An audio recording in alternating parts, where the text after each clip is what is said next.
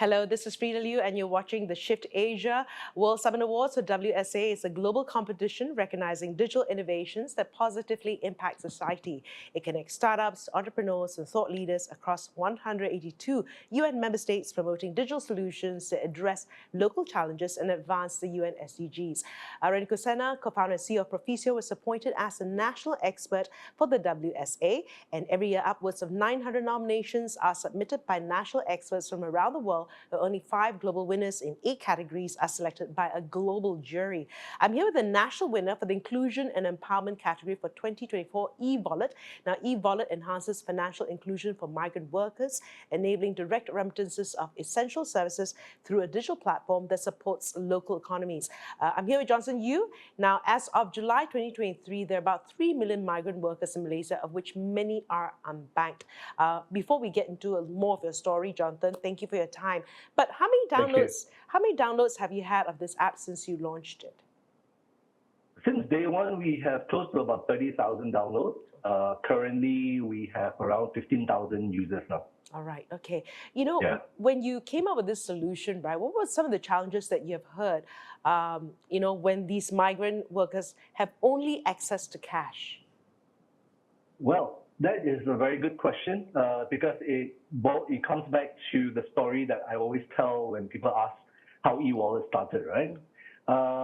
So this came about during COVID.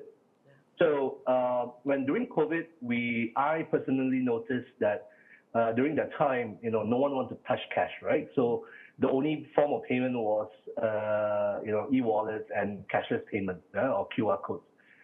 And we noticed that there is a lot of migrant workers that does not have access to this service. And the only thing they have is cash. And during that time, no one wanted to touch cash, right? So then, we saw that there's a lot of migrant workers that was unable to buy basic needs. And that's where eVallet started, right? So we noticed as we dig further and we did some research, we noticed there is a very big chunk of migrant workers, even though if they are documented, that they do not have bank accounts. Right. Okay. Now, and is it a challenge in Malaysia for migrant workers to open bank accounts? Definitely. One is, of course, there's a lack of documentation. Two is there is, of course, a communication barrier in terms of language. Right. Of course, migrant workers is not, I would say, the targeted customer of traditional banks. Okay. But you would think that when they come over here, that they come working and their employer would help them open a bank account? Not the case.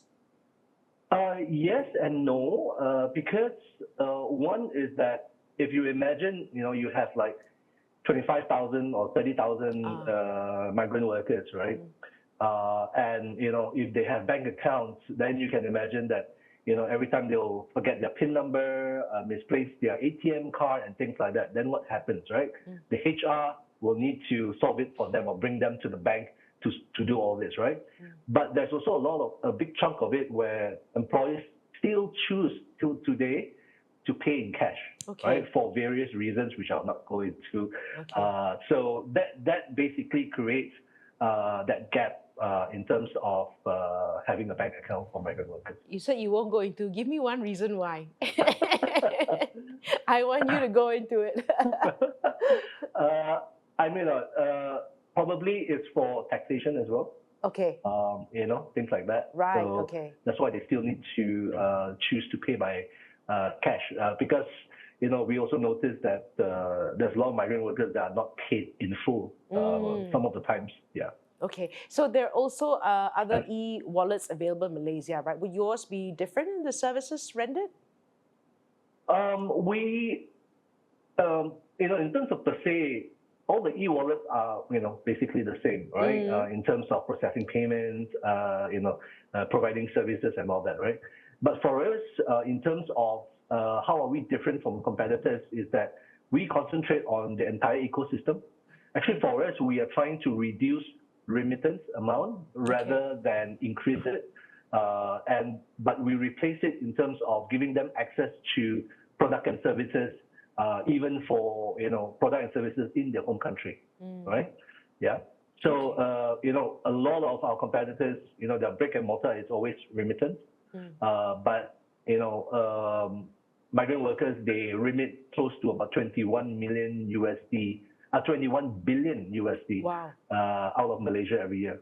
Wow. So, yeah, but the thing is, why do they send so much money back is that they don't have an alternative, right? They need to provide for their family. Right. But, sending money, once they send the money back, they no longer have control how the money is being spent. So what we did was we worked with international partners in their home country, Indonesia, Nepal, so that they will be able to have access to the product and services in their home country from the app itself. So if they need, to pay for utility bills, they can. If they want to purchase food vouchers, shopping vouchers, and all that, they can. Right. Okay. And would you say that even with your solution that there's still a large number that are unbanked in Malaysia? And how do you go about reaching to them? Yeah. Okay. So before COVID, there was estimated to be around 6 million migrant workers in Malaysia, in which 2.5 was documented, and the other, 3.5 or so is not undocumented.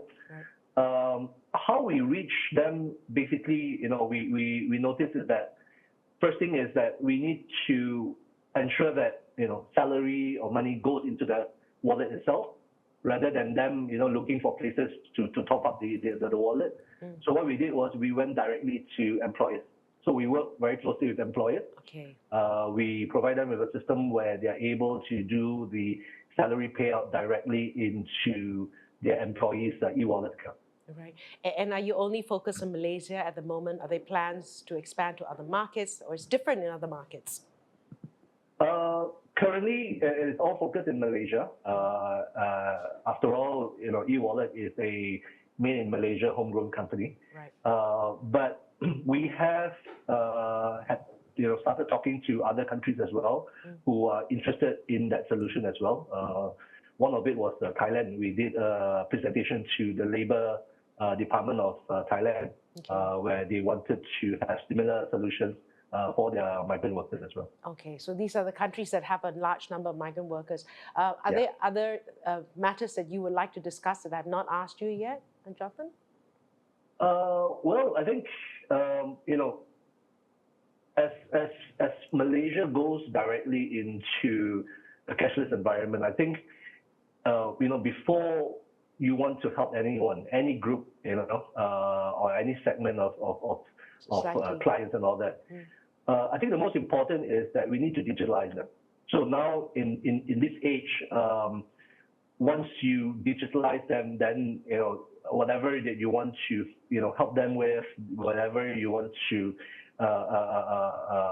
send across is very transparent via digital, right? So I think e-wallet will see a bigger emergence and also adoption from the migrant workers community. Right. Okay. Thank you. Again, congratulations for being the national winner. Thank you very much. And you've been watching The Shift Asia. I'm Frida Liu.